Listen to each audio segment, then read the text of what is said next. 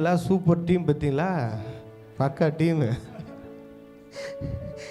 எப்போ பேதுரு சொல்வாருன்னு ரெடியாக இருந்துருக்காங்க. பேதுரு சொன்னால் அவங்களும் ரெடி தான், வாங்க போய் மீன். எனக்கு அதை ஒரு 4-5 பேருக்கு மீன் பிடிக்கிறது தெரியும்னு நினைக்கிறேன். மற்ற ஆட்கள் கேஸ்லாம் என்னன்னு தெரியல. எனக்கு தோமால என்ன பண்ணிட்டு இருந்தாருன்னு தெரியல.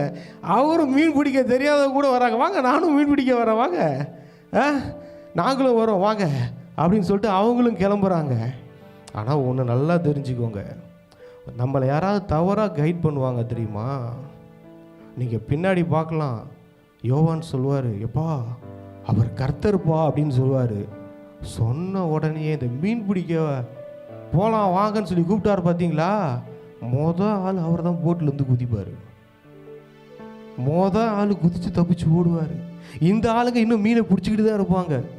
பிடிச்ச மீனை என்ன சொல்ல வரேன்னா, சில நேரங்களில் நம்மளை தவறாக கைட் பண்ணுறவங்க கூட சரியான பாதையில் போயிடுவாங்க, நம்ம மாட்டிக்குவோம்.